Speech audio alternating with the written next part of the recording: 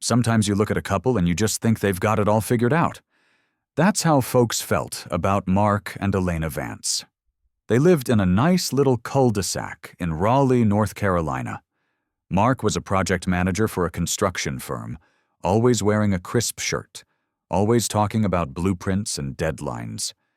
Elena was a kindergarten teacher, the kind who baked cookies for the whole neighborhood and remembered every kid's birthday, even years later. They had the big, comfortable house with the 2-car garage, the golden retriever named Duke, and a yard that was always perfectly manicured. They had the laughs, the history. They met in college and had been married for 12 years. Everything about their life was stable, solid, and built to last, except for one thing. The one thing that felt like an invisible grinding weight pressing down on their beautiful American life. The empty nursery. They had tried everything. And I mean everything. For the first few years, it was fun, hopeful. They'd joke about baby names and paint swatches for the room upstairs. But then, as the months turned into years, the jokes stopped. The hopeful anticipation turned into frantic tracking. The romance of making a family became clinical, scheduled, and heartbreakingly expensive. They went through 4 rounds of IVF. If you've ever known anyone who's been through that, you know it's not just a medical procedure, it's an emotional war zone. Elena was a champ. She endured the shots, the hormones that made her moody and tearful, the endless waiting, the hope that soared so high it made you dizzy, and the crushing, brutal fall when the doctor delivered the news. "I'm sorry, Elena. It didn't take again." Mark watched his wife go through this, and it tore him up. But here's where the story gets tricky, because while Elena was dealing with the physical pain and the profound disappointment of her own body failing her, Mark was dealing with something else, a deep, primal fear that his legacy was ending. See, Mark came from a family where men had sons. His father, Big Jim Vance, was a man who measured success not just in dollars, but in lineage. Big Jim was always subtle, but the comments started cutting deep. "You guys going to give up on the treatment, son? Time's ticking, you know," Big Jim would say, usually over Thanksgiving dinner, while looking pointedly at Elena's empty glass of wine. Mark would defend Elena fiercely at first. "Dad, we're fine. We're happy." But the happiness felt brittle. Mark was 42. He saw his friends coaching Little League, teaching their sons how to change the oil, holding their daughters' hands at the park. He felt like he was standing on the outside of the parade, watching everyone else march by. He started to resent the situation. Oh, and then slowly, horribly, he started to resent Elena. It wasn't fair. He knew that in his head. Elena was the victim here too, but the resentment was a weed that took root in the dark corners of his heart. It whispered, "She took this from you. Your chance to be a father. Your chance to carry on the name." The doctors had been clear after the last failed attempt. Elena's body just wasn't cooperating. They suggested adoption, surrogacy, or just stopping. Elena, ever the pragmatist, said, "Mark, maybe we stop fighting the universe. Maybe we get Duke a sibling. Maybe we volunteer more." But Mark couldn't hear it. "Stop fighting, Elena? This is my life. I need to be a father." He'd exploded one night, throwing his hands up in frustration. That argument, that raw, ugly statement, was the moment the foundation of their 12 years together cracked wide open because Elena heard the unspoken truth. "You are not enough." And once that thought was out there, Mark couldn't put it back in. He started staying late at work, not because of blueprints, but because the silence of their home, the constant reminder of the failure hanging over the empty nursery, was suffocating him. That's when Chloe walked into his life. Chloe Reed wasn't anything like Elena. Elena was refined, classic, quiet elegance. Chloe was fire. She was 28, worked in the accounting department of a subcontractor firm Mark used. And she laughed loudly, the kind of laugh that made everyone in the room turn their heads. He met her during a late-night site visit downtown. It was raining, and they were the only two people left trying to hash out a budgeting issue. Mark was tired, stressed, and feeling sorry for himself. Chloe brought him a greasy takeout coffee and a smile that didn't hide anything. "Rough night, huh, boss?" she asked, leaning against the filing cabinet, her jeans covered in a light dusting of drywall dust. Mark sighed, running a hand through his hair. "It's not the job, Chloe. It's everything else." He didn't mean to tell her about Elena, about the treatments, about the crushing disappointment. But once he started, the words just tumbled out. He told her about the decade of struggle, the financial drain, the way he felt his time slipping away. Chloe listened intently. She didn't offer platitudes or advice. When he finished, she just said softly, "That sucks, Mark. I'm sorry you're going through that." That was the key. She didn't try to fix it. She just validated his pain. Over the next few weeks, their professional conversations bled into personal ones.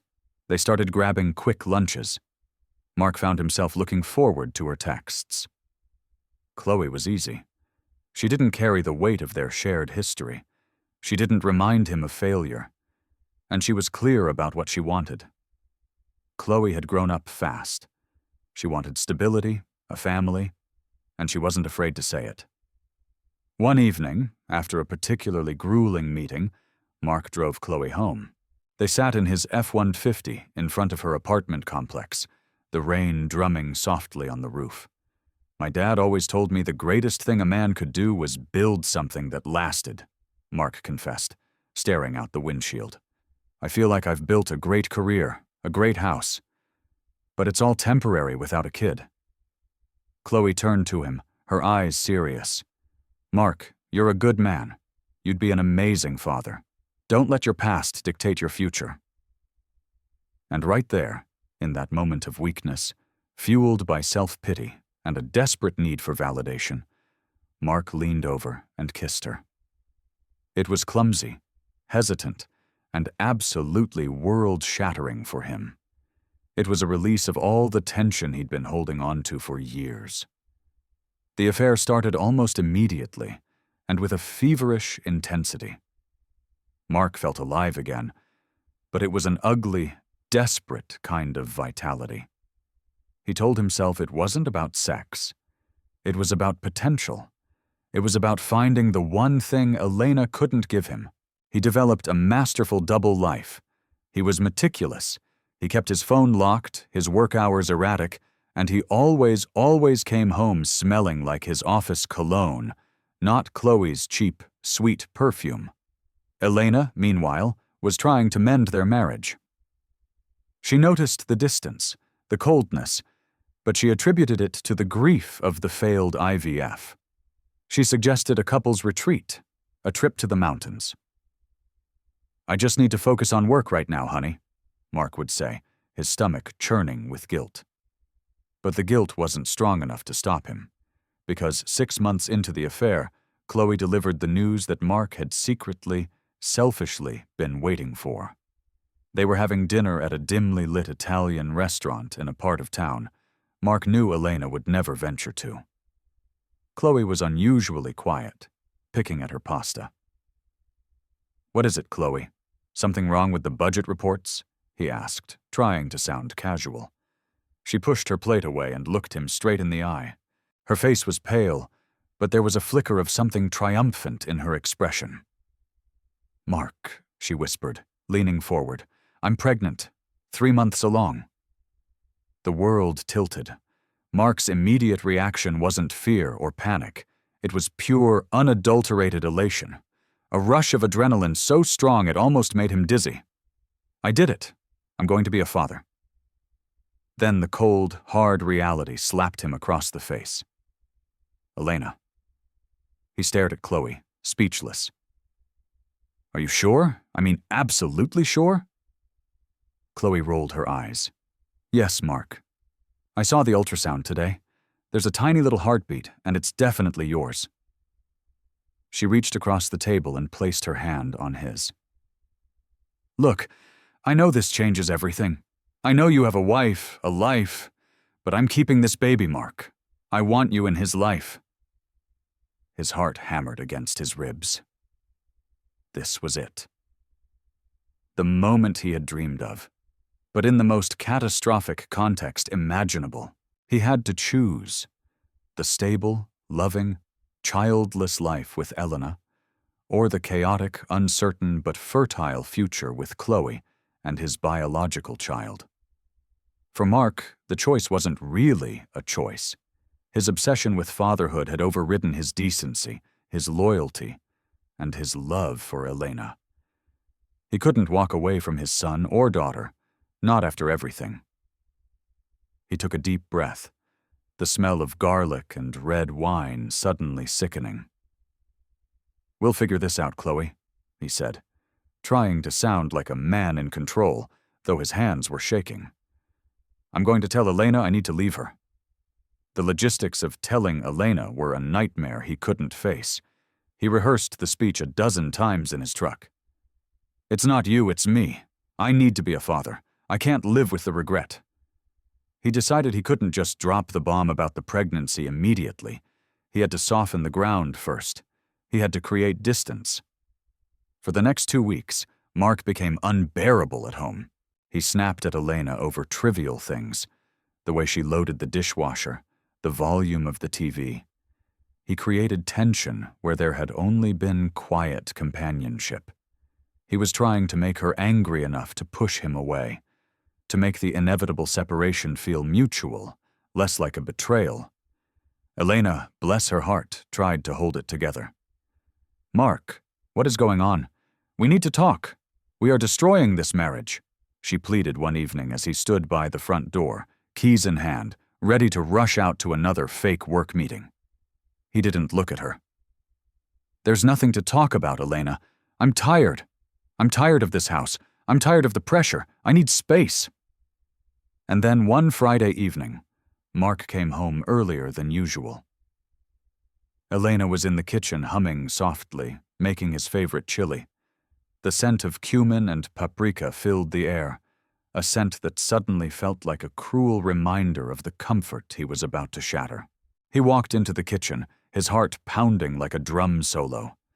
He saw her smile, that gentle, worn, loving smile, and for a split second, he almost backed out.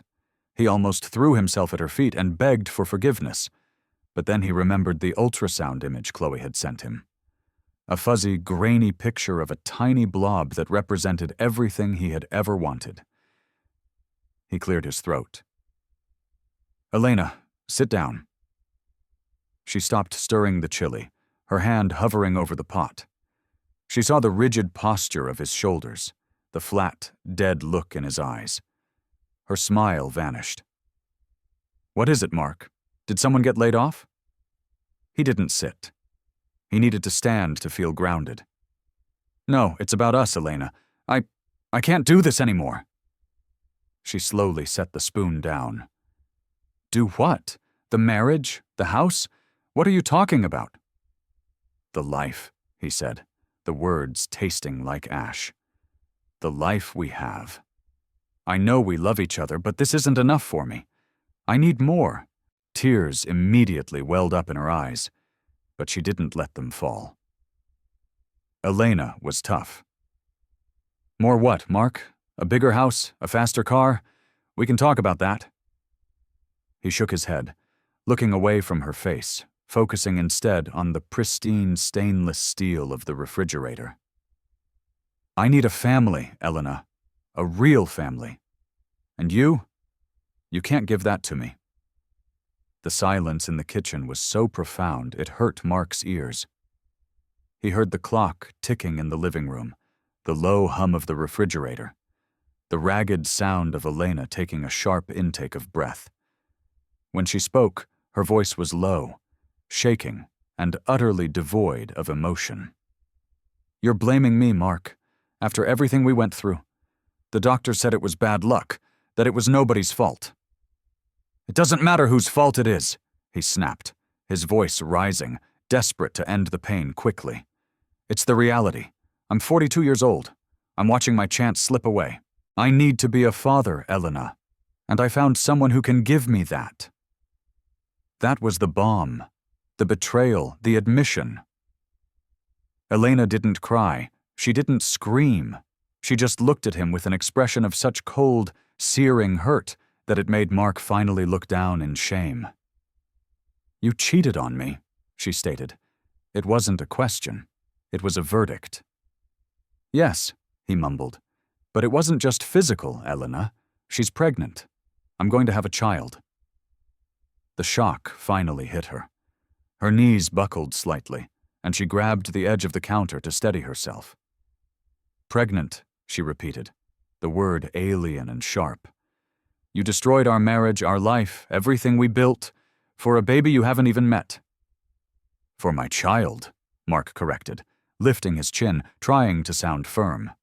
"And I had to do this, Elena. You know how much I needed this. I was dying inside." Elena finally let the tears fall, but they were silent, angry tears. "Get out," she whispered. Mark hesitated. "Elena, we need to talk about the house, the finances." "I said to get out," she repeated, louder this time, pointing towards the front door with a hand that was shaking violently. "Take your guilt, take your legacy, and get out of my house. I don't want to look at you." He didn't need to be told twice. He grabbed the small duffel bag he had packed and hidden in the trunk of his car weeks ago, his heart pounding a rhythm of fear and strange, selfish freedom. He walked out of the house, out of 12 years of stability, and into the rain, heading straight for Chloe's apartment. He felt like a terrible person, yes, but he also felt justified. He had secured his future. He was going to be a father. He had paid the price of his marriage, but he was getting the ultimate reward. Elena, left alone in the chilly, scented kitchen, didn't move for a long time. She stood there staring at the pot of chili until it started to scorch the bottom. She didn't turn off the burner. She just stood there, the reality of Mark's brutal, calculating betrayal sinking into her soul. He hadn't just cheated. He had replaced her with a fertility vessel explicitly because she had failed him. Her love for him died right there in that moment, replaced by a cold, hard resolve. She wasn't just going to survive this. She was going to handle it with the same meticulous organization she used for her kindergarten lesson plans. The first thing she did once the shock wore off, and the anger was a simmering, steady heat, was call her lawyer, Rachel. Rachel was a force of nature, known for being ruthless but fair. "Rachel, it's Elena Vance. I need a divorce. Expedited. Mark cheated and he's left me for the woman he got pregnant." Rachel's voice, usually booming, softened instantly. "Oh, honey, I am so sorry. Just breathe. Where is he now?" "He's gone," Elena said, her voice steady now. "He wants his legacy. I want to give him everything he deserves, Rachel, and nothing more." The next few weeks were a blur of paperwork, separating assets and keeping up appearances at school. Mark was unreachable, hiding out at Chloe's small apartment, already planning the future, the gender reveal party, the baby shower, the new life.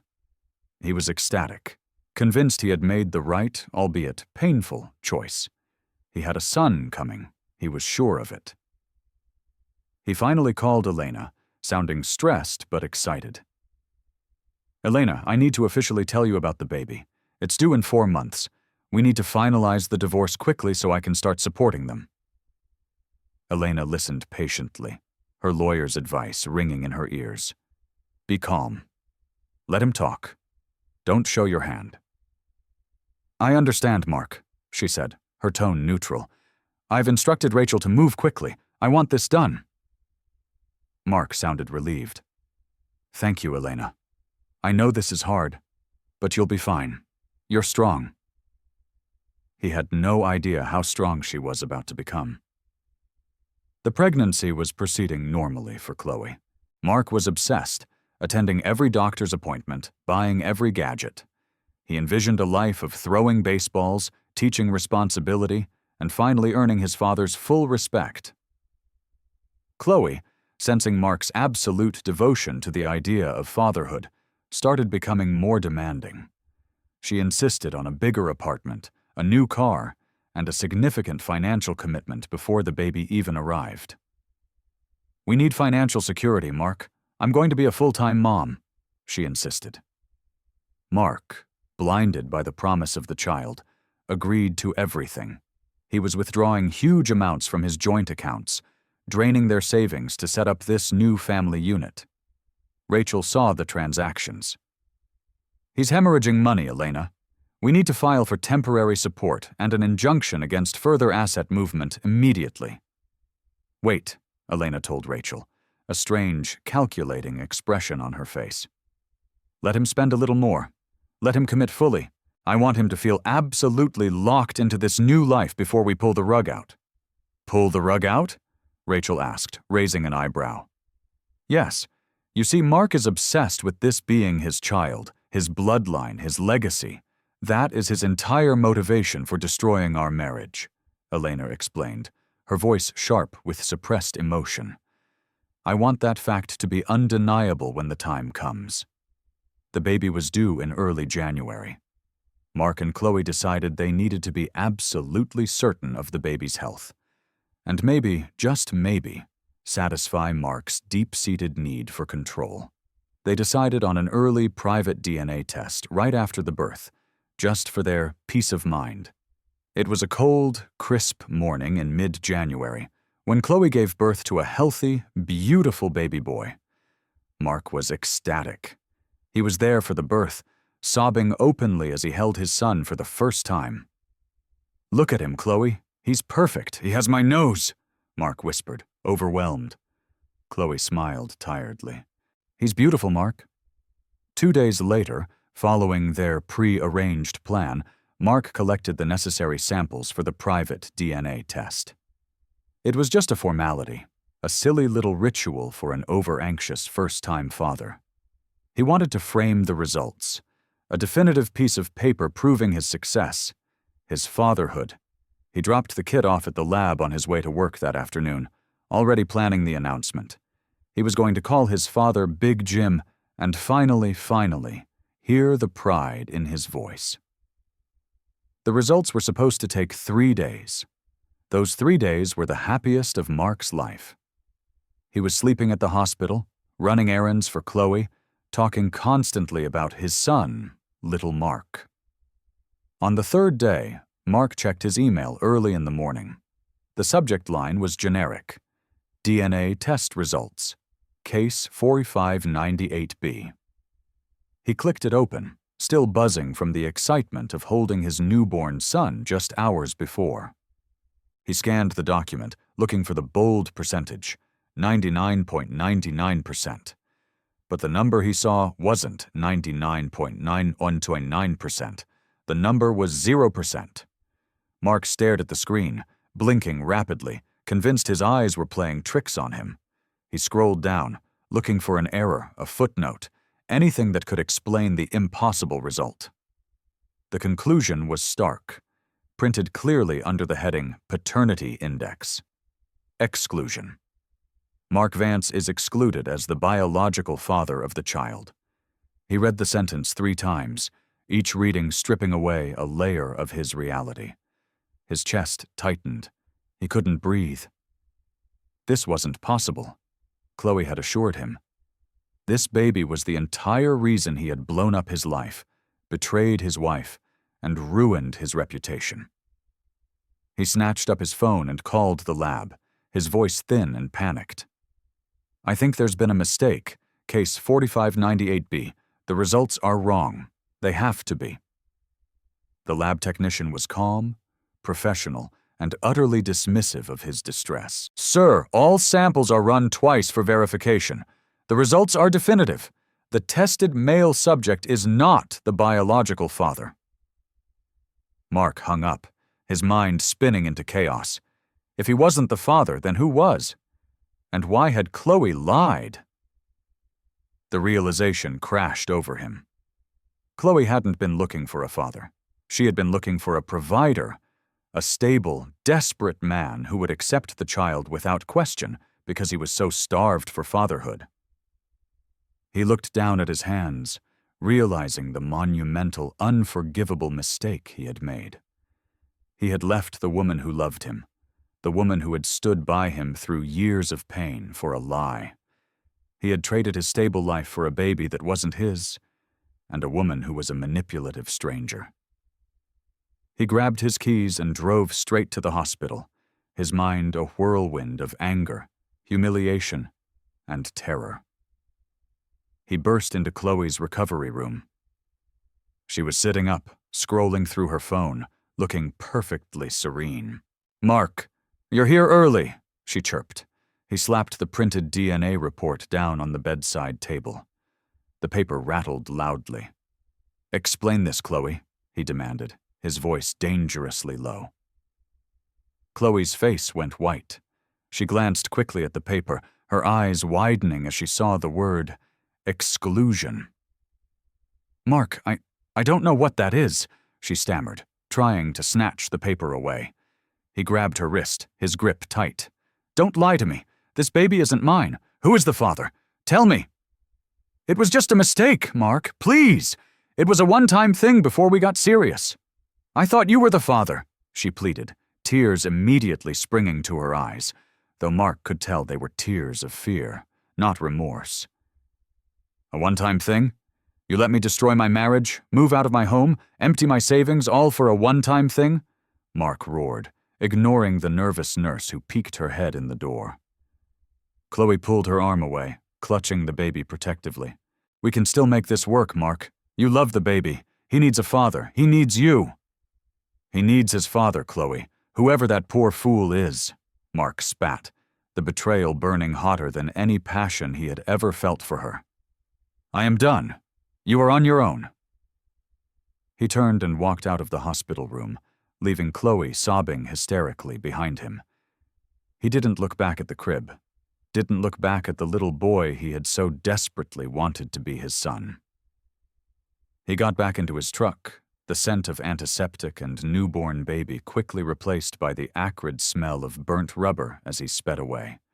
He was homeless, broke, divorced, and childless. He had nothing.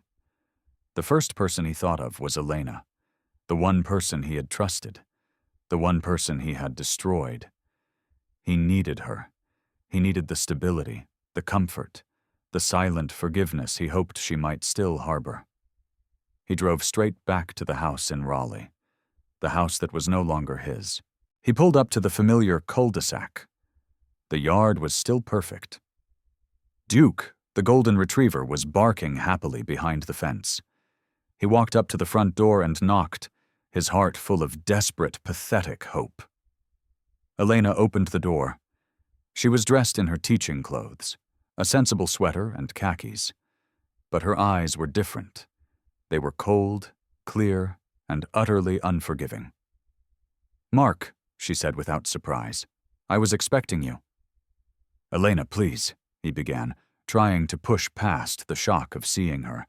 "I need to talk to you. I made a terrible mistake. Chloe lied to me. The baby isn't mine." He waited for the gasp, the shock, the moment of pity. It never came. Elena just looked at him, a faint, chilling smile touching her lips. "Oh, I know, Mark," she said softly, leaning against the doorframe. "I know the baby isn't yours." Mark froze. "What? How could you possibly know?" Elena took a slow breath, the cold resolve Mark had seen in her eyes deepening into something truly dangerous. "Because, Mark, I was the one who paid for the DNA test, and I made sure I was the first one to receive the results." She didn't move, just stood there holding the line between his past life and his ruined present. "You see, I knew you would need absolute proof that your great sacrifice was a total waste. I wanted you to hit rock bottom before I finished the job." Mark stared at her, horrified. "Elena, you—" I signed the final divorce papers this morning, Mark. Rachel will be serving you shortly. And about the house, the savings, the retirement funds? Well, since you decided to abandon the marital assets to pursue a fraudulent paternity claim, the court was quite generous to me. You get your truck, and you get the debt you accrued trying to pay for Chloe's new apartment. She paused, letting the finality of her words sink in. And one more thing, Mark. You remember how you said you couldn't stay with me because I couldn't give you a child? He nodded, dread pooling in his gut. Well, she continued, her smile widening into a triumphant, heartbreaking grin. I saw my specialist last week. Turns out the doctors were wrong about me being completely infertile. I'm pregnant, Mark, 3 months along, and yes, the baby is yours. Let me tell you, if a lightning bolt had struck Mark right there on Elena's perfectly swept front porch, it wouldn't have registered. The shock of the DNA test was nothing compared to the seismic wave of Elena's final revelation. He stood there, mouth agape, staring at the woman he had dismissed as weak, as broken, as the obstacle to his future. He had called her infertile, and she was standing there glowing faintly with the secret life she carried, a secret life that was his. Pregnant, Mark finally managed, the word barely a rasp. But how? We stopped the treatments months ago. The doctor said— Elena cut him off, her voice steady and laced with the ice of ultimate victory. The doctor said it was highly unlikely, Mark. They never said impossible. Turns out once the stress of the IVF schedule, the hormones, and the crushing expectation was gone, once you were gone, my body finally relaxed. She paused, tilting her head slightly, studying his ruined face. Or maybe, she added, the smile chilling him to the bone. Maybe it was just the universe correcting a very expensive mistake. Mark's mind raced, scrambling for purchase in the wreckage. He didn't see the betrayal anymore. He saw the opportunity. He saw the child, his legacy. Elena, honey, this is incredible. He stepped forward, trying to reach for her, trying to bridge the chasm he had created. This is what we always wanted. We can fix this. We can still be a family. The moment his hand moved toward her, Elena's eyes narrowed, and she took a sharp step back, slamming the door open just enough to block his entry. No, Mark, she said, her voice dropping the honey and replacing it with pure steel. There is no we. There is only me and this baby. But it's my child, he pleaded, desperation making him sound like a whining child himself. I deserve to be there. I am the father. You forfeited that right the moment you told me I wasn't enough, Mark. You forfeited it when you abandoned your home and spent our savings on a lie, Elena reminded him, her voice a relentless prosecutor. You left me because you needed a child. Well, now I have one, and you don't get to come back just because your little plan with Chloe fell apart. He realized then that this wasn't just a divorce. It was a carefully orchestrated execution. You knew, Mark whispered, the horrible truth sinking in. You knew I was looking for the DNA results. You knew about the baby being born? Of course I knew, Elena confirmed, almost enjoying his horror. I needed to make sure your commitment to Chloe was absolute. I needed you to feel the full weight of your choices, Mark. If I had told you I was pregnant the moment you walked out, you would have just come crawling back, and you would have held this baby hostage for the rest of our lives. You would have claimed the victory. She leaned closer, her eyes glittering. I wanted you to believe you had won. You had secured your future, your legacy, only to find out that you had lost absolutely everything, including the one thing you actually managed to create. That was the moment Mark understood the true depth of her strength. Elena hadn't been grieving. She had been planning. She had turned the pain into armor, and the betrayal into strategy. You can't do this, Elena. I'll fight you. I have rights, Mark argued, his voice shaking with impotent rage. You are welcome to try, Elena replied, the sound of a horn honking down the street suddenly drawing her attention. Ah, speak of the devil. A sleek black sedan pulled up to the curb. A well-dressed man in a suit carrying a thick leather briefcase stepped out. "That's Mr. Henderson, my process server," Elena informed him calmly. "He's here to serve you with the final judgment. You are legally divorced as of 9 a.m. this morning." Mark stared, paralyzed, as the man walked up the sidewalk. And Elena added, looking down at her flat stomach, which held the secret that had destroyed his life. "When this baby is born, I will of course list you as the father on the birth certificate. But if you want to be anything more than a monthly payment, you will have to prove to a judge that you are a stable, responsible man who didn't abandon his wife at her lowest point for a fraudulent affair. Good luck with that." She gave him a tiny, satisfied nod, stepped back, and closed the door firmly in his face, locking it with a sharp, metallic click. Mark stood there watching the process server approach. The man handed him the thick packet of papers, the end of his 12-year marriage, and walked back to the sedan without a word. He was officially divorced. He was officially broke.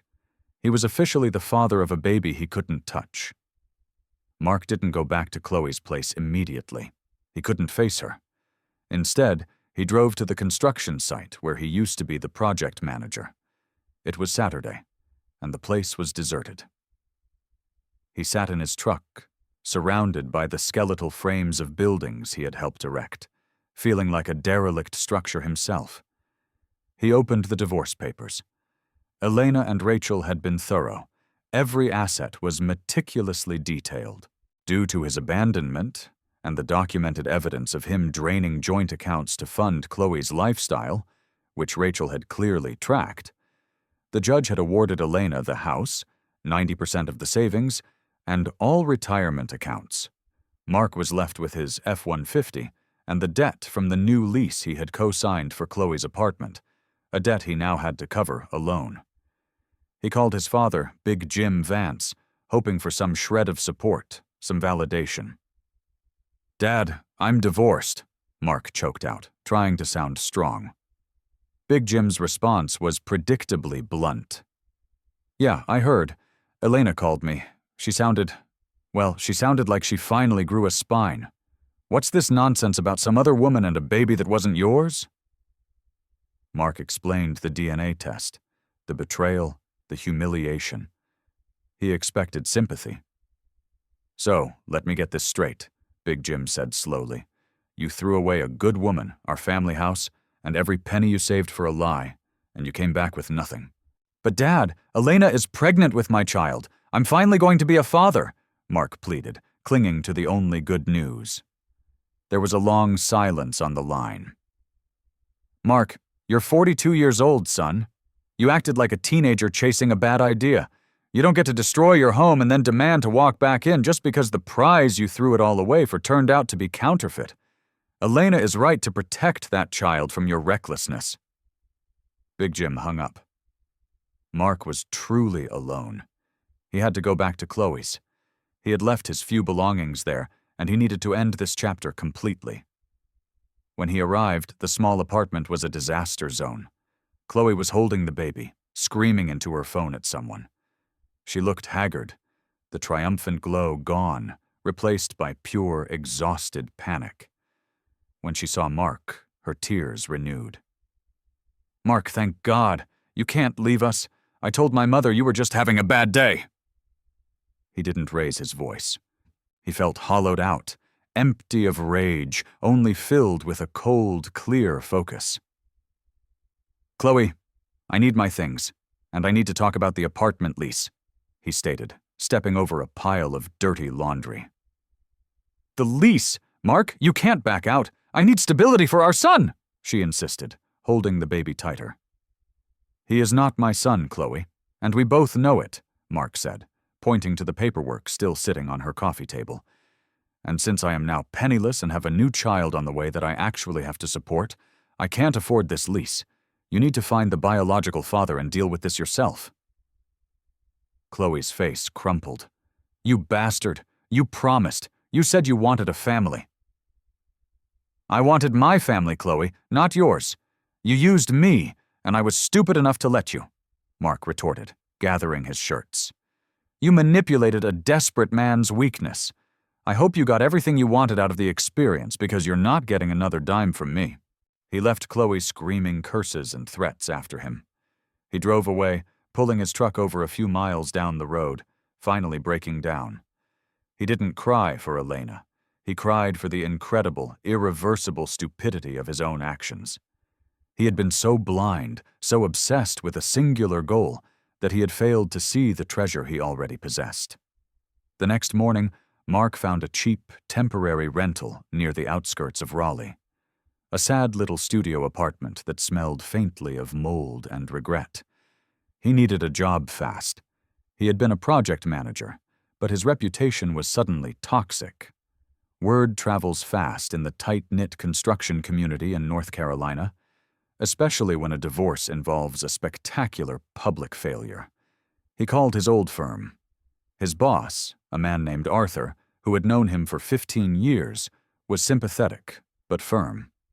Mark, I can't keep you on right now. The clients are asking questions. The optics are terrible, Arthur explained. Take a sabbatical, clean up your mess. Maybe we can talk in 6 months. Mark was unemployed.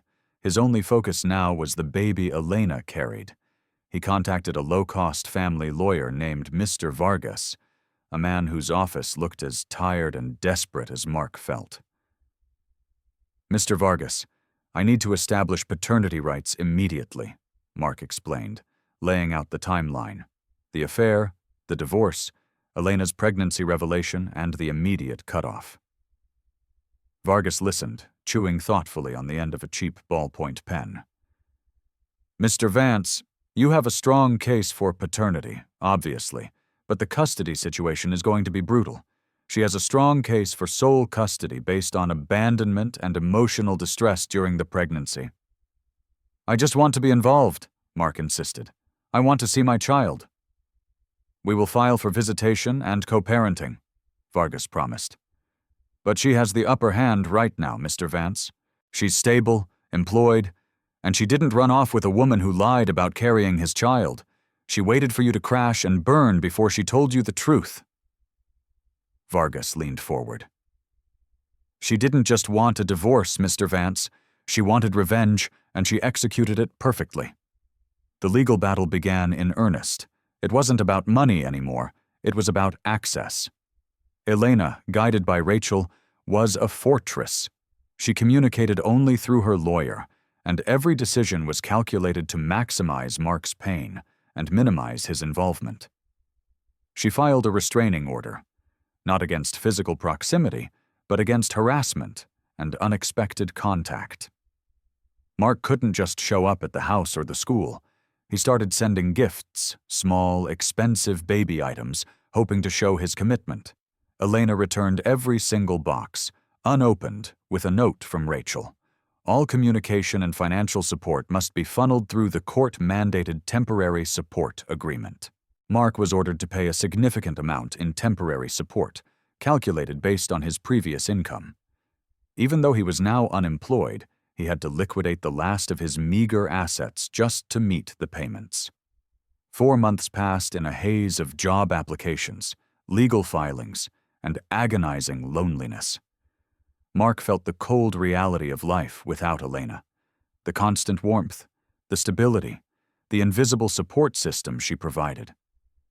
He missed Duke, the dog. He missed the smell of chili in the kitchen. He missed the quiet, comfortable rhythm of a life he had deemed not enough. He found work, finally, but it was manual labor, a huge drop from his project manager status. He was working for a small framing crew, covered in sweat and sawdust, watching younger men talk about their families, feeling the weight of his own failure pressing down on him. Elena, meanwhile, was thriving. She was enjoying her pregnancy, surrounded by friends and family who rallied around her, furious at Mark's betrayal. She was the hero, the woman who endured years of medical torture only to be abandoned, and who then found her miracle. The local newspaper even ran a small anonymous story about a kindergarten teacher who found strength after a messy divorce, celebrating her resilience. Mark read it, recognizing Elena's careful framing of the narrative. She wasn't just winning the legal fight, she was winning the public perception war. One afternoon, Mark was driving past a local park when he saw Elena. She was about 6 months along now, heavily pregnant, sitting on a bench with a friend, laughing. Her belly was prominent, a beautiful, undeniable testament to the life he had created and then abandoned. He pulled over, his heart aching. He didn't approach. He knew the restraining order was active. He was just a ghost, observing his own life. He saw her gently place a hand on her stomach, her face radiating a quiet joy that he hadn't seen since the very early days of their marriage before the IVF started to steal their light. He realized then that Elena didn't look sad or broken. She looked free. She had shed the weight of his obsession and his disappointment. The baby was hers, a symbol of her resilience, and Mark was merely the biological footnote. He went home and called Vargas. "We need to file a formal request for a paternity test right after the birth," Mark instructed. "I know it's my baby, but I need legal, undeniable proof. I need a foundation to fight from." Vargas agreed. The irony wasn't lost on Mark. He was demanding a DNA test on his legitimate child because the first fraudulent DNA test had destroyed his life. The due date was approaching. Elena's lawyer, Rachel, finally agreed to a mediated meeting. Mark walked into the sterile conference room dressed in his cheapest suit, feeling small and defeated. Elena was already there, accompanied by Rachel, her posture upright and regal, even with the weight of the pregnancy. "Mark," Elena acknowledged him with a curt nod, the first time she had spoken directly to him in months. "Elena," he replied, trying to project sincerity, "I want to apologize again for everything. I know it doesn't matter now, but I am truly sorry for the pain I caused." "Duly noted," Rachel interjected, clearly running the show. "Let's focus on the agreement." The agreement laid out Elena's terms. Mark would have supervised visitation for the first 6 months, only at a neutral location, and increasing only if he maintained consistent employment, paid all support on time, and underwent mandatory counseling focused on parental responsibility and emotional maturity. Mark was furious. "Supervised? Elena, I am the father. I am not a danger. You abandoned your family for 6 months and financially ruined yourself chasing a lie," Elena stated calmly, meeting his gaze. "A judge will see that as instability, Mark. This is the best offer you will get before we go to full trial." He looked at the woman he once loved, the mother of his child, and saw only a brilliant, relentless opponent. He signed the papers. He had no choice. A few weeks later, Elena went into labor. Mark was notified by Rachel, who gave him the hospital name and room number. He drove there, heart pounding, adrenaline surging. This was it. The real thing. He walked into the maternity wing, found the room, and knocked softly. Elena opened the door. She looked exhausted but beautiful. In her arms was a tiny, wrapped bundle. "He's here, Mark," she whispered, her voice softer than he'd heard it in nearly a year. Mark's breath hitched. He looked at the baby, a perfect, miniature version of himself. He felt a wave of love, regret, and relief so profound it nearly buckled his knees. Can I hold him?" Mark asked, his voice thick with emotion. Elena hesitated, looking him over, searching his eyes. She saw the genuine anguish, the overwhelming desire for redemption. "For a minute," she conceded, holding out the baby. "His name is Henry, after your grandfather." Mark took the baby, the warmth and weight of his son settling securely in his arms. He looked down at Henry, overwhelmed. "My son, my real son." He looked up at Elena, tears streaming down his face. "Thank you, Elena. I know I don't deserve this, but thank you." Elena didn't return the sentiment. She just watched him, her expression guarded. "We still have the paternity test to conduct tomorrow, Mark. For the record." "Yes, of course," Mark agreed, nodding quickly. He knew the truth, but the court needed the proof. The next day, Mark and Elena met at the lab, accompanied by their respective lawyers, to provide the samples for Henry. The entire process was clinical, cold, and entirely focused on paper trails and legal verification. Mark dropped off his sample, feeling a sense of finality. He had lost everything, but he was finally gaining his son. He would spend the rest of his life fighting for Henry, fighting to prove he was worthy of the name father. 3 days later, Mark was back in his cramped, lonely apartment, the smell of burnt toast lingering in the air. He was preparing for his first supervised visit with Henry that afternoon. The email dropped into his inbox. The same generic subject line, the same clean white PDF. He opened the document, his heart still beating with anticipation, but without the panic of the last time. He scanned the document looking for the bold percentage, 99.99%. He found the number immediately, and he froze. The percentage was 100%, 100% match. Mark exhaled a ragged, relieved sound. He was the father. It was confirmed. He finally had the proof he needed to start fighting Elena for a normal relationship with his son. But as he scrolled down past the paternity confirmation, he saw a smaller section marked Sibling DNA Comparison. He hadn't ordered a sibling comparison. Why was this here? He read the notes. The lab, as a courtesy due to the complexity of the case, and perhaps having recognized the previous case number, had run a comparison against the other sample provided by Mark Vance months ago. The sample from case 4598B, the baby born to Chloe Reed. Mark felt a cold dread creep up his spine. He read the results of the comparison. Result: the children share 0% of paternal DNA. Confirmed exclusion. Of course, Mark thought. Chloe's baby wasn't mine. Henry is. But then he scrolled down to the very last line of the comprehensive report. It was a note flagged in red, added by the geneticist. Genetic note: Case 4598B versus Henry Vance.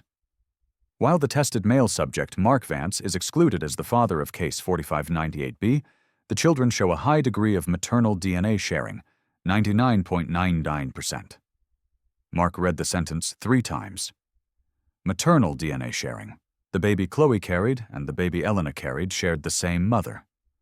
Mark stared at the monitor, his blood turning to ice. This wasn't possible. Chloe had given birth in January. Elena had gotten pregnant in October.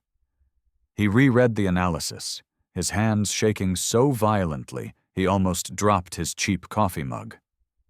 The children show a high degree of maternal DNA sharing. This meant that Chloe and Elena were genetically linked. They were sisters? No, that wasn't right. Elena had no siblings. She was an only child. Then the horrifying, impossible explanation slammed into his brain with the force of a wrecking ball. Chloe and Elena weren't sisters. They were the same person. Wait, no. That couldn't be right. They looked nothing alike. Elena was quiet, refined. Chloe was fire, loud, and 8 years younger. He stared at the screen, running through the possibilities. If they shared maternal DNA, they were either twins, or the babies were the result of the same biological mother. He thought back to the IVF process, the hormones, the eggs. A memory flashed. Elena's eggs had been harvested during the second round of IVF years ago. They had frozen the viable ones, hoping for a successful transfer later. They had paid thousands for storage. Mark snatched up his phone and called Rachel, ignoring the protocol. He didn't care about the divorce anymore. "Rachel, I have the DNA results. I need to know something about Elena's IVF records. Did she donate eggs? Did she sell any? Rachel's voice was sharp. Mark, you know that information is confidential. What is this about? Just tell me, did Elena ever sell or donate her eggs? Rachel sighed, annoyance warring with professional caution. No, Mark, she never sold them. But she did agree to a very unusual contract several years ago. After the second failed cycle, you remember the clinic needed a control group for a new hormone study. They offered a huge discount on the final cycle if she agreed to donate half of her remaining frozen eggs to their research program. It was anonymous, non-contact, for research purposes only. And what did they do with those eggs, Rachel? Mark demanded, his voice cracking. They fertilized them anonymously and used them in a donor program for women who couldn't produce their own eggs, Rachel explained slowly. It was all legal, Mark. Why? Mark hung up the phone, the world spinning. Chloe Reed wasn't the mother of the baby she carried. Chloe was the surrogate who had carried Elena's biological child. Chloe had signed a contract years ago to be a surrogate for an anonymous donor program. She had received a fertilized egg, an egg created with Elena's genetics and an anonymous sperm donor. But wait. Chloe had told him the baby was his. She had lied about the paternity, knowing he was desperate. Mark pulled up Chloe's photo on his phone, then looked at Elena's photo. Elena, the refined kindergarten teacher. Chloe, the fiery accountant. He realized the horror. Chloe hadn't been looking for a father. She had been looking for a provider for the child she was carrying. A child that was biologically Elena's, but not his. Chloe had found the desperate, obsessed Mark Vance, and she had used his own wife's genetics against him. But that still didn't explain the 100% paternal match on Henry. The baby Elena carried was his. Mark felt a sudden, terrifying suspicion. He went back to the original IVF notes he had saved years ago. The frozen eggs were Elena's. The frozen sperm was Mark's. When Elena had donated half her eggs to research, she had also agreed to donate half of Mark's frozen sperm sample, which was stored alongside the eggs to be used anonymously in the research program. The child Chloe carried, the child Mark had destroyed his life for, was biologically half Elena's and half an anonymous donor's. And the child Elena carried, Henry, was entirely theirs. But why did Chloe lie and say the baby was Mark's? Mark sat back, running a hand over his face. He remembered the details of the affair, the timeline. Chloe hadn't conceived the baby with Mark. She had conceived it through the donor program. But when she found out she was pregnant with Mark's wife's egg and knew Mark was obsessed with fatherhood, she saw her chance. She targeted Mark, knowing his vulnerability. She used her pregnancy with Elena's biological child to lure Mark away, promising him the family he craved. And Elena the genius must have found out about the connection. She must have seen Mark's betrayal and realized the ultimate, sick irony. The woman he left her for was carrying a child that was biologically Elena's. Elena hadn't just gotten pregnant on her own. She had been given the ultimate weapon. She allowed Mark to destroy his life for a lie, knowing that the woman who helped him commit the betrayal was carrying her biological child. Elena had engineered Mark's complete, spectacular downfall using her own fertility and Mark's desperate need as the levers. Mark looked at the final report again, 100% paternal match for Henry Vance. He was the father of Henry. He was the father of the child he had abandoned the mother of. He had sacrificed his stable, loving marriage for a surrogate carrying his wife's egg. And in doing so, he had activated Elena's ultimate revenge, the one that left him penniless, alone, and fighting for the scraps of a life he had been too blind to appreciate. He had to call Elena. He had to know how deep this went. He picked up the phone, his finger hovering over the number he hadn't dialed in months. He needed to understand the scope of her cold, terrifying genius. He had wanted a legacy. Elena had given him a masterclass in consequence. He stood there in his tiny, smelly apartment, the DNA report glowing on his screen, the truth so twisted and elaborate it felt like something out of a bad movie. Elena hadn't just gotten pregnant on her own. She had orchestrated the entire thing. She had watched him throw away his life for a woman carrying her biological child. It was the ultimate cold-blooded trap. He didn't care about the restraining order. He didn't care about Rachel, and he certainly didn't care about protocol. He grabbed his phone and dialed Elena's number, his hand shaking so hard he almost dropped the device. She answered on the third ring. Her voice was calm, clear, and totally devoid of surprise. "Hello, Mark," she said. It sounded like she was waiting for him. "You knew," he choked out, the accusation thick with disbelief and rage. "You knew about Chloe. You knew that baby wasn't mine, but you let me walk away. You let me destroy everything." Elena sighed, a sound of weary patience, like a teacher dealing with a particularly slow student. "Of course I knew, Mark. Did you really think I wouldn't investigate the woman you threw 12 years of marriage away for? Especially when she suddenly appeared pregnant right after our final failed IVF attempt." "But the maternal DNA match," Mark stammered, pulling the pieces together. "The eggs, Chloe was carrying your egg. It was fertilized with an anonymous donor's sperm." "Very good, Mark. You finally read the fine print," Elena replied, the satisfaction evident in her tone. "Yes, Chloe was a surrogate for the research program I donated 2 years ago. They transfer the embryo anonymously. Chloe was just a vessel, Mark, carrying an embryo that was genetically half mine. And you used that?" he whispered, horrified by her precision. "You used your own biology to set me up." "You set yourself up, Mark," Elena corrected, her voice hardening. "I simply provided the landscape. You were obsessed with fatherhood, with legacy. That obsession made you blind. When you walked out and told me I was not enough, I realized I had to let you have what you thought you wanted. I had to let you commit completely to the lie." "But why? Why didn't you stop me? Why didn't you tell me you were pregnant sooner?"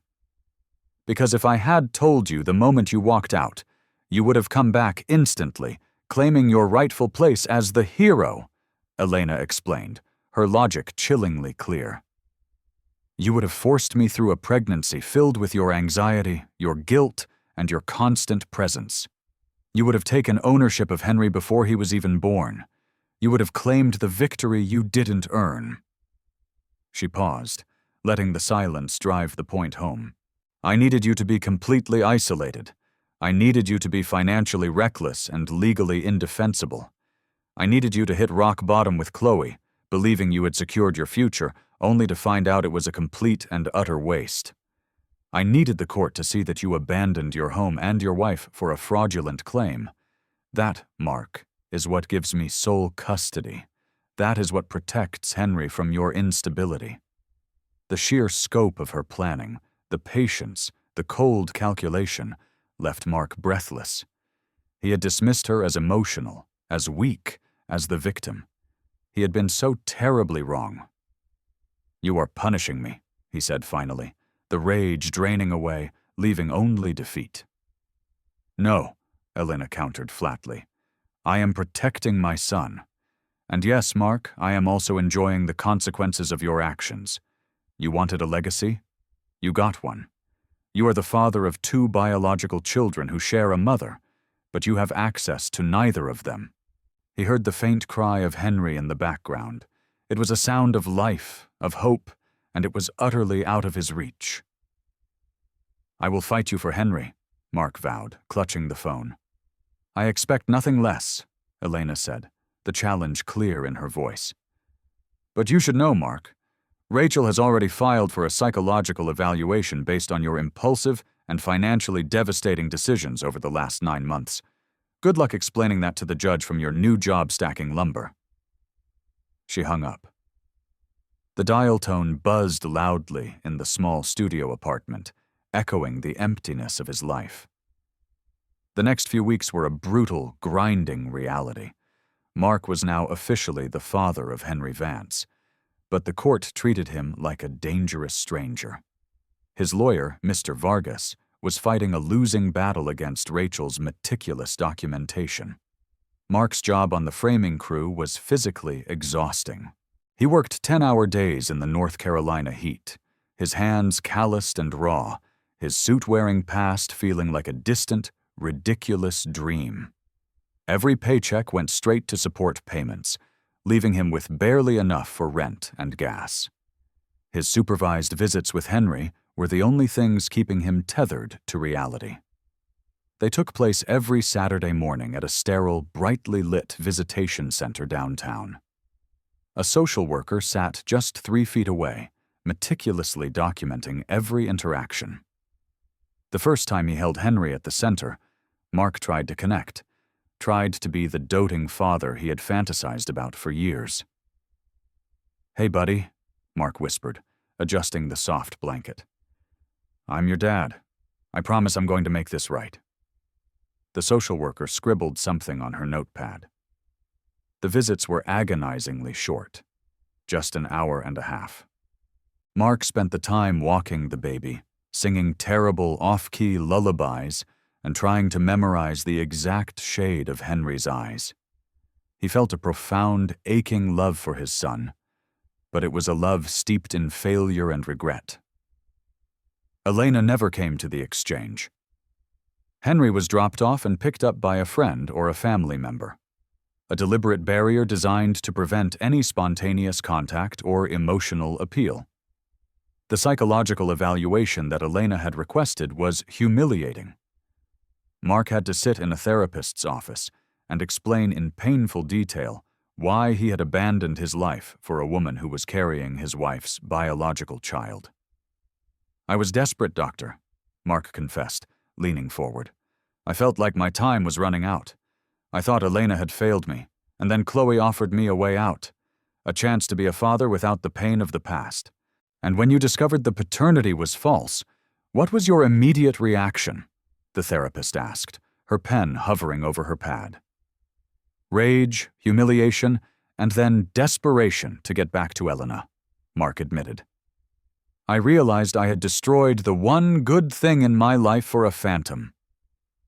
"So, your primary motivation for seeking custody of Henry now is to reclaim the life you lost, not necessarily to provide stability for the child." The question was a punch to the gut. Mark knew the answer he should give, but the truth was messy. "I love my son, doctor. I want to be his father.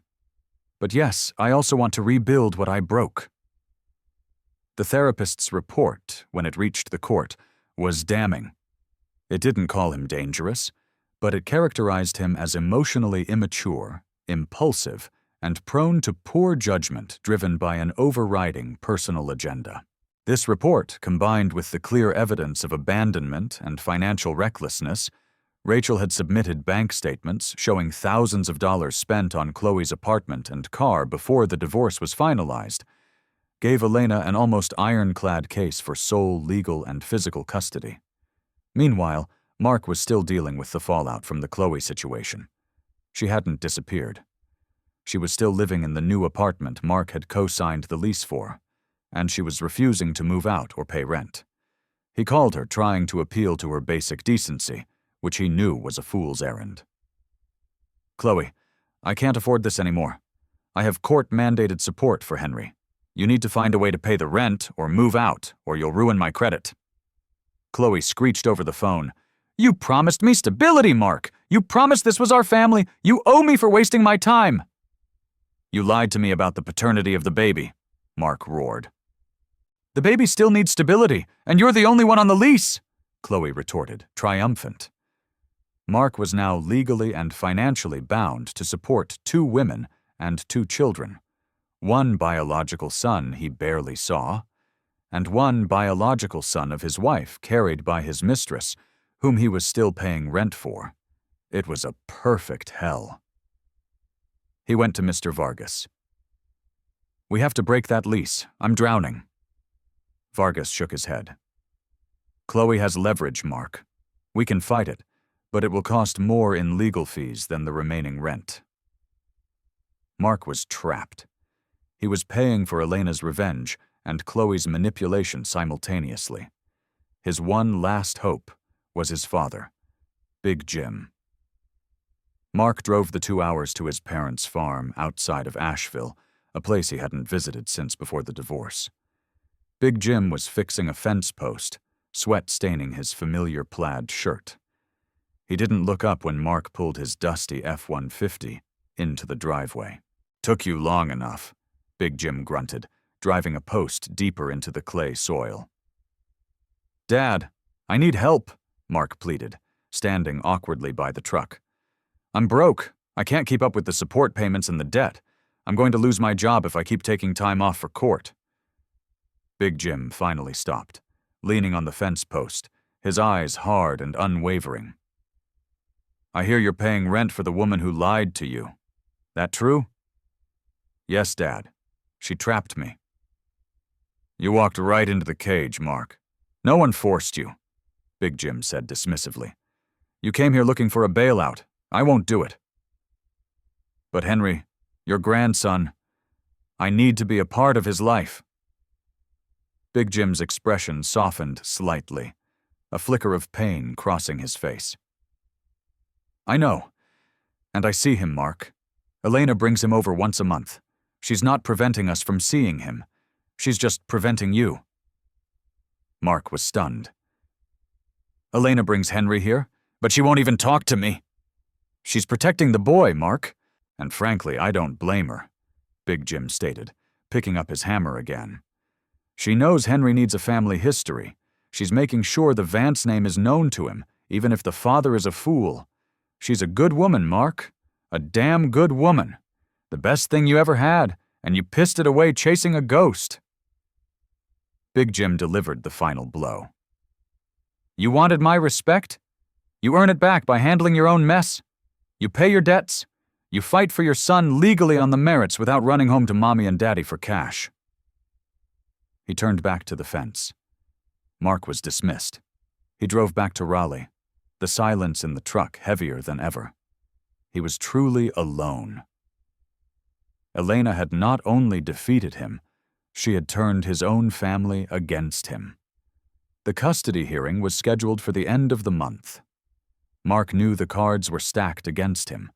He was facing a judge who had read a report detailing his abandonment, his financial ruin, and his emotional instability. Mr. Vargas was blunt. "We will lose primary custody, Mark. We need to focus on securing meaningful visitation rights and avoiding having the visits monitored indefinitely." "What about the fact that Elena used the IVF and the surrogacy to set me up? That's manipulation," Mark argued desperately. Vargas shook his head. "It's brilliant strategy, Mark. It doesn't legally invalidate her fitness as a mother. It just shows she was intelligent enough to protect her assets and her child from an unstable spouse. The court won't see her as manipulative. They'll see her as resourceful." Mark realized the terrifying truth. Elena hadn't broken any laws. She had simply used the rules of the marital contract and the legal system to their absolute maximum potential. The night before the custody hearing, Mark couldn't sleep.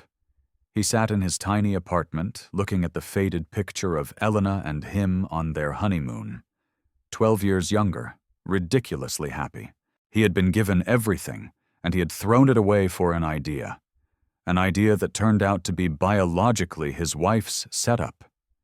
He realized his entire argument had been built on a foundation of self-pity and entitlement. He had never truly apologized for the damage. He had only apologized for getting caught and for the plan failing. The morning of the hearing, Mark walked into the courthouse feeling like a condemned man. Elena was there, dressed professionally, looking serene and strong. She held Rachel's arm, but her gaze never wavered when she looked at Mark. The hearing was brief and brutal. Rachel presented the case with surgical precision. Mark's history of prioritizing his legacy over his wife's health the abandonment, the draining of joint assets, the psychological report, and the current financial entanglement with Chloe. When it was Mark's turn, Mr. Vargas tried to humanize him, focusing on his love for Henry and his current stable, though low-paying, employment. But the judge, a stern woman in her late 50s, was unimpressed. "Mr. Vance," the judge stated, looking over the documents, "you made a series of profoundly reckless decisions rooted in self-interest. You prioritized an unverified paternity claim over your marital responsibilities, resulting in significant emotional and financial distress for the plaintiff." The judgment was swift. Elena was awarded sole legal and physical custody of Henry. Mark was granted supervised visitation for the foreseeable future, with the possibility of unsupervised visits reviewed in 1 year, contingent upon stable employment and continued therapy. He was ordered to maintain the current support payments, and cruelly, the judge made a note about the shared debt with Chloe, instructing Mark to work that out privately and responsibly.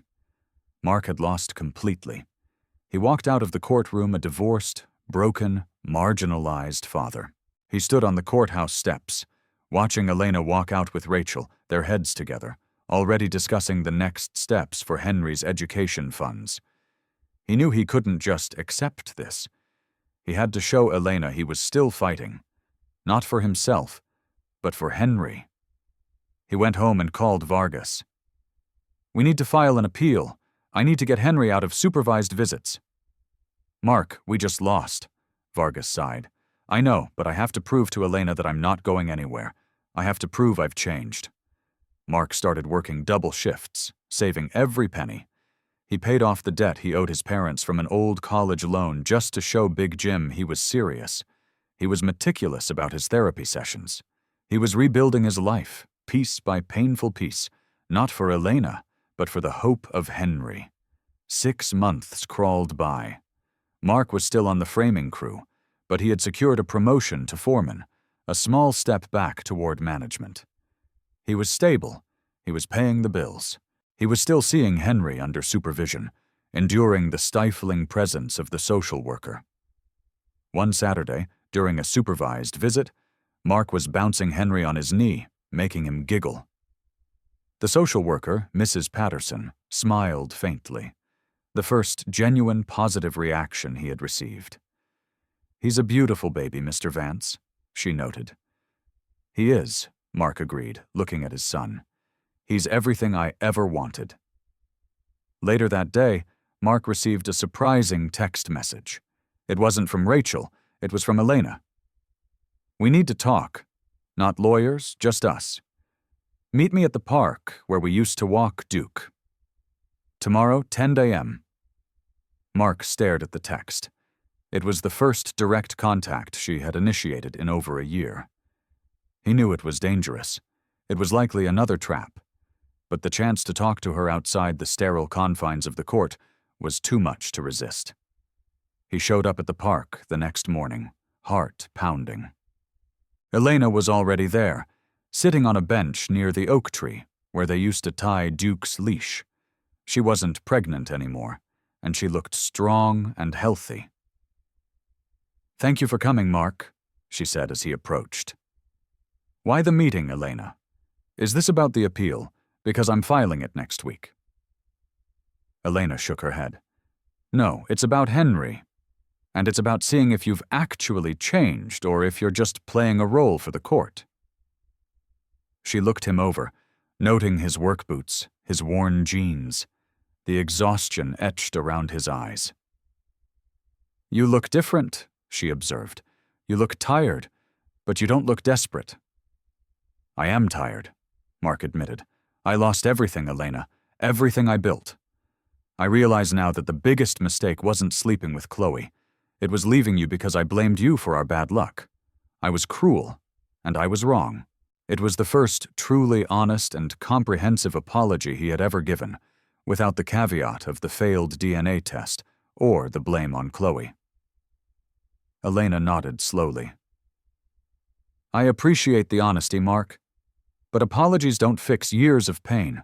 They don't change the fact that you abandoned Henry before he was even conceived."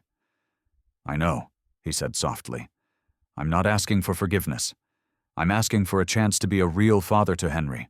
I will continue the supervised visits. I will continue therapy, but I need a goal, Elena. I need to know that one day I can tuck my son into bed." Elena reached into her purse and pulled out a small, folded piece of paper. It wasn't a legal document. It was a handwritten note. "I spoke with Mrs. Patterson yesterday," Elena said.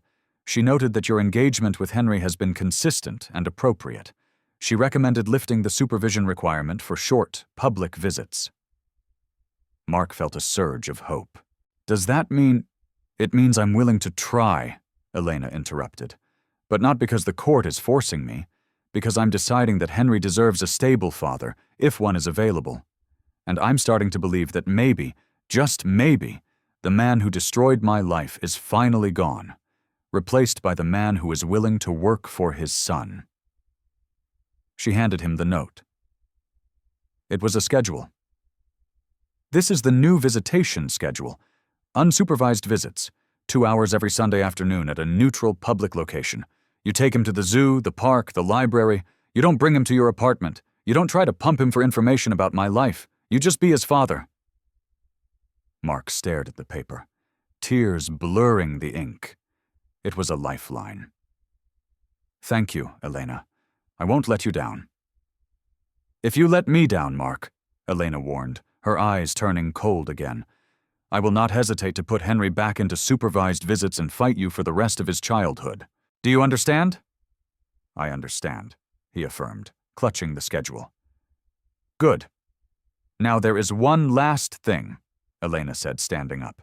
"It's about Chloe." Mark winced. "I'm still dealing with that lease. I'm going to have to file bankruptcy to get out of it." "No, you won't," Elena said, a faint, almost secret smile touching her lips. "You see, after the divorce, I was awarded the majority of our liquid assets. I used a portion of those funds to purchase the mortgage note on Chloe's apartment building." Mark stared at her, dumbfounded. You bought her building?" "Not the whole building, just her unit's mortgage note, through an LLC. I also happen to own the debt on the car lease you co-signed for her," Elena explained, her voice low and utterly triumphant. "I waited until the rent and the car payments were 6 weeks late. Then yesterday, I initiated foreclosure proceedings and repossession." Mark could only gape. She hadn't just defeated Chloe. She had taken control of her entire financial existence. "She's evicted, Mark, and the car is gone. Your debt to her is now debt to me. But since you are now paying appropriate support for Henry, I'm willing to call that debt settled. You are free of Chloe Reed, Mark, completely." She had cleaned up his mess, not out of love, but out of necessity, to ensure the father of her child was not financially dragged down by a manipulative surrogate. Elena looked down at him, the victorious architect of his ruin and his fragile redemption. "You wanted to know how deep this went, Mark. It went deep enough to ensure that every single consequence of your betrayal was paid in full, and that your path forward is entirely controlled by me. Now go be a father."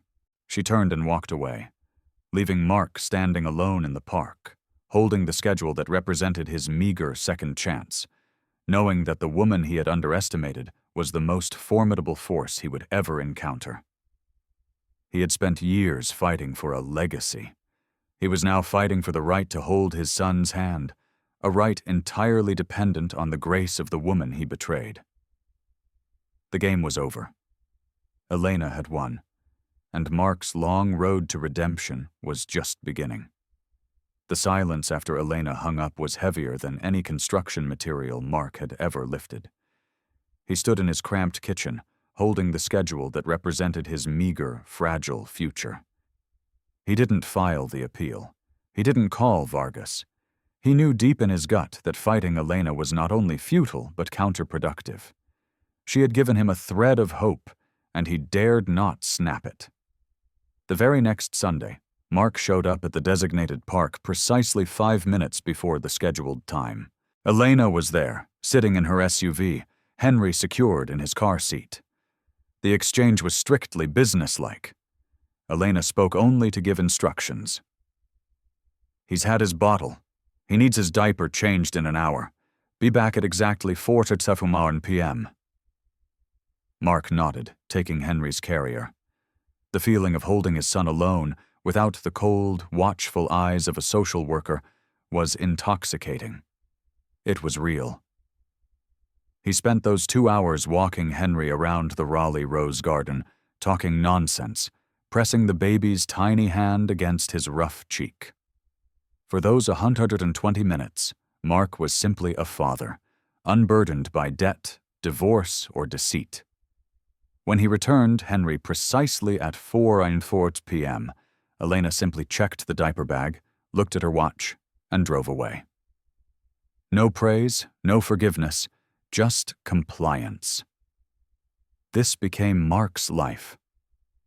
The Monday through Friday grind was about earning money to satisfy the support payments and the residual debt that Elena now controlled. The weekend was about Henry, He held on to his job at the framing crew for 6 more months, working harder than anyone else. He was the first to arrive and the last to leave. He took night classes in project management software, determined to prove that his instability was a temporary condition, not a permanent character flaw. Meanwhile, the Chloe situation evaporated exactly as Elena had promised. Chloe, facing eviction and the repossession of the car, had no stable provider left. Mark learned through a quick final text from Chloe, full of bitterness and blame, that she was leaving Raleigh to move in with a distant relative in Florida. The baby Mark knew would be raised by Chloe and whoever she managed to manipulate next, but he was finally free of the financial and emotional entanglement. Elena had surgically removed the infection. A year after the divorce, Mark finally got a break. He was hired as a junior project manager at a small regional firm, a huge step down from his previous status, but a step back onto the career ladder. He got a raise, moved into a slightly better, though still modest, apartment, and most importantly, he showed the court and Elena that he was stable.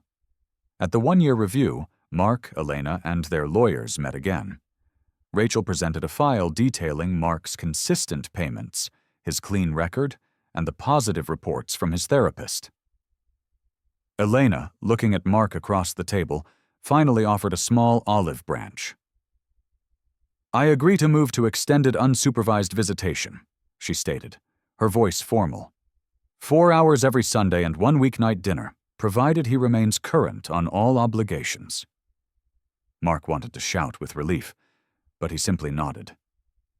"Thank you, Elena, I accept." He knew this wasn't kindness. It was pragmatism. Elena was recognizing that a stable father was beneficial to Henry. Mark had earned his right to a slightly larger scrap of his son's life. The next few years were a testament to the quiet, grinding work of rebuilding character. Mark never remarried, never even dated seriously. He couldn't risk it. The shadow of Elena's control, the knowledge that any mistake meant losing Henry, was a constant, powerful deterrent. He learned to love his new, simpler life. He realized that the stress and pressure of the perfect life he had ruined, the big house, the expectations, the constant competition with Big Jim's legacy, had been toxic. Now, his success was measured only in Henry's happy smile. Let's jump forward 5 years. It's a bright, warm Saturday afternoon in late spring. Mark is sitting on a metal bleacher at a little league field in North Raleigh. Henry, now 6 years old, is playing t-ball, wearing a helmet that looks slightly too big for his head, and chasing butterflies in the outfield. Mark looks exactly like the kind of dad you see everywhere. Faded jeans, a baseball cap, a slight paunch he's trying to work off. He's happy. Genuinely, quietly happy. He's no longer just the Sunday dad. He sees Henry every Wednesday night for dinner, and they spend 6 hours together every Saturday. Mark helps him with his homework, teaches him how to toss a ball, badly, since Mark was never a sports guy, and reads him stories. He is not, however, watching the game alone. Across the diamond, sitting on a blanket, is Elena. She looks fantastic. She's still the refined, elegant Elena, but there's a new ease to her. She's talking quietly to a man Mark recognizes as Julian, a history teacher at Henry's elementary school. Julian is solid, kind, and utterly non-threatening. He looks like he bakes sourdough and knows how to use a library card. He is the antithesis of Mark's ambition and chaos. Elena and Julian are clearly a couple. They are stable, calm, and devoted to Henry. Mark watches them, and for the first time in 6 years, he feels no jealousy, only a quiet acceptance. Elena needed stability, and she found it. She needed a partner who didn't measure his worth by his lineage, and Julian fit the bill. Their co-parenting relationship is a masterpiece of professional distance. They communicate exclusively through a shared co-parenting app. Schedules, medical appointments, school notes. They exchange Henry at the school parking lot, a neutral public zone. They never speak about their past, their personal lives, or their feelings. Today is an exception. Henry hits a ball, a lucky weak tap, and bolts toward first base, his helmet wobbling. Both Mark and Elena jump up simultaneously, cheering. Henry looks over and grins, waving at both of them. As Henry rounds the bases, Elena walks over to Mark's bleacher, holding 2 plastic cups of lemonade. "He's getting better," Elena notes, handing Mark a cup. "He practices hard," Mark replies, taking a slow sip. The lemonade is perfectly balanced, not too sweet. It tastes like Elena. They stand in comfortable silence for a moment, watching their son. "I got the final paperwork on the old house last month," Elena says quietly. "The mortgage is paid off. I'm starting a new foundation, a scholarship for children whose parents struggle with infertility." Mark nods. The house, the debt, the shame, all liquidated into a legacy of Elena's own making. That's a good idea, Elena." "It is," she agrees. She looks at Mark, her eyes clear and unreadable. "You've been consistent, Mark. You haven't missed a payment. You haven't missed a visit. You've earned Henry's trust." "I'm trying," Mark says simply. "I'll keep trying."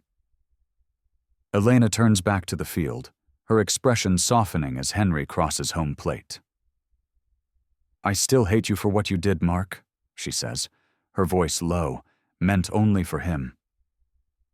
"But I don't regret what came after. You forced me to be stronger than I ever thought possible. You forced me to protect Henry completely." She takes a breath. "And you got what you wanted, Mark. You got your son. You just had to lose everything else to realize that Henry was worth more than the legacy you were chasing." She sets her empty cup down. "I'll see you at the exchange on Wednesday." And with that, she walks back toward Julian, who smiles kindly at Mark before putting his arm around Elena. Mark watches them go, the afternoon sun warm on his face. He is standing on the outside of the parade again. Yes, but this time he's not watching everyone else march by. He's watching his son, the one he fought for, the one he sacrificed everything to keep, even if his role is permanently limited. He finally understands the difference between the legacy he craved and the fatherhood he earned. The legacy was a hollow ambition fueled by pride. The fatherhood was the sweat on his brow, the small apartment, the consistent presence, and the humbling acceptance that he was the secondary parent in his son's life. And deservedly so. He pulls his cap lower, grabs his glove, and walks toward the dugout to congratulate Henry. The story of Mark Vance isn't one of grand reconciliation or forgiveness. It's the story of a man who was so obsessed with the idea of having it all that he threw away the real thing, only to discover that the price of his greatest desire was the total, spectacular collapse of his entire world. Elena Vance, the kindergarten teacher, didn't just survive the betrayal, she weaponized it, using Mark's own desperate need for a child to ensure his total defeat and her absolute control over their son's future. She won the house, the money, the stability, and the high ground. She built a new life, stronger and more resilient than the one Mark had destroyed.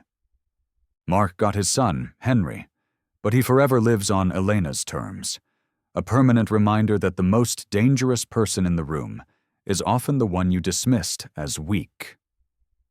And sometimes, folks, the most complete victory isn't the one celebrated with cheers, but the one executed with quiet, cold precision. Mark learned that lesson the hardest way possible, by losing everything he thought he needed to gain the only thing that truly mattered. And that right there is where Mark Vance's long, long road finally settled into a quiet, hard-earned peace. The moral of the story: true legacy is not found in the preservation of a name or the passing of a bloodline, but in the character one maintains when no one is watching. Mark Vance learned that when we treat the people we love as obstacles to our desires, we don't just lose them. We lose the version of ourselves that was worthy of being a father or a husband. Obsession makes us blind to the treasures we already possess. By the time we open our eyes, we may find that while we have secured the prize, we have forfeited the right to hold it with a clean heart. In the end, a man's worth isn't measured by the children he creates, but by the integrity he shows in protecting the family he already has.